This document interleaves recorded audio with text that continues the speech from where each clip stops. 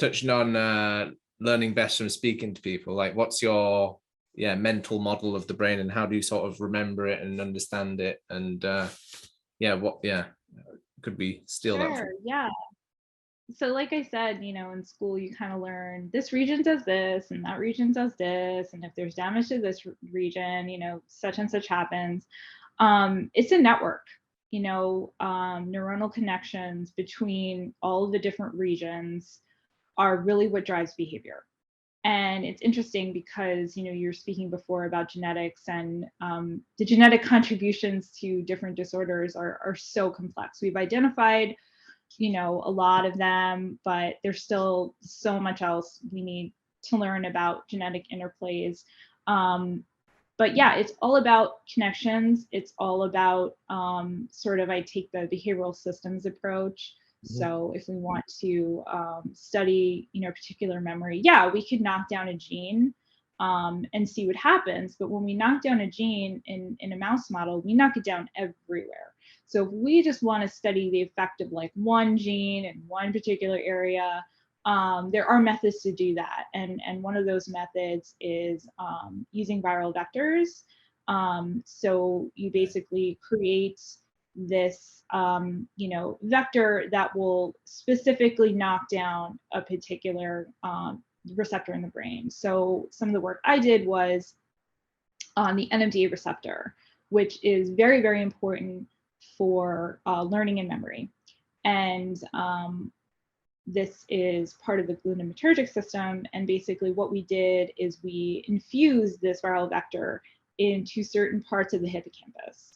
So we wanted to know, for example, CA2 is a component of the hippocampus. It's just a little area, and people don't know much about it, right? So we were trying to see, if knocking down NMDA receptors at a certain period of learning might disrupt that behavior. And that was some of the work that I was doing sort of at the end of my graduate career. So there are ways to knock down genes in particular parts of the brain. But when you think about, models of a disease, they're probably going to have genetic disruptions everywhere. So there's pros and cons of using different approaches like that.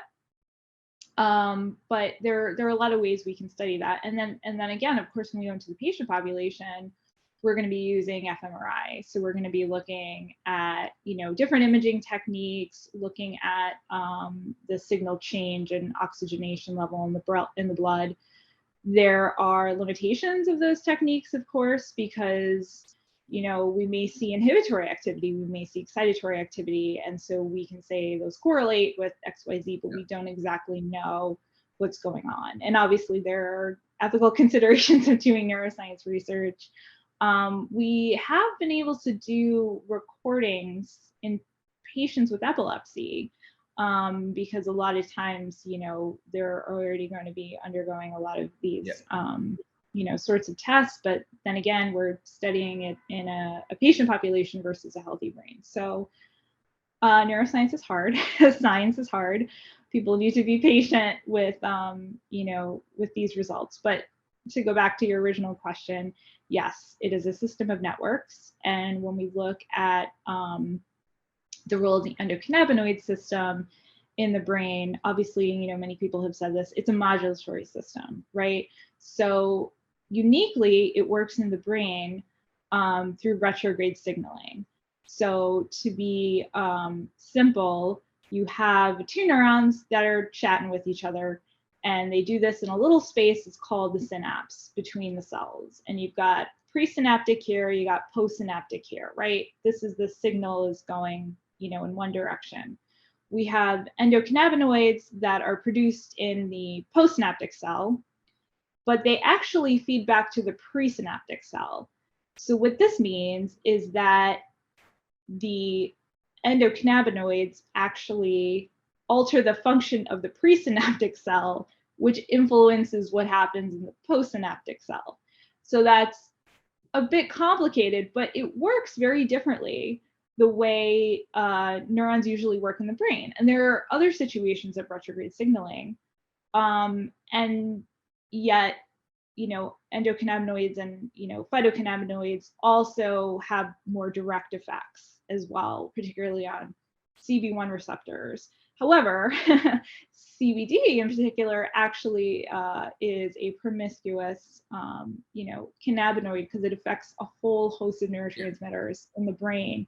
Serotonin is a really important one, and that's what affects mood and eating and a lot of different things. So, CBD is going to affect more than CB1 and CB2.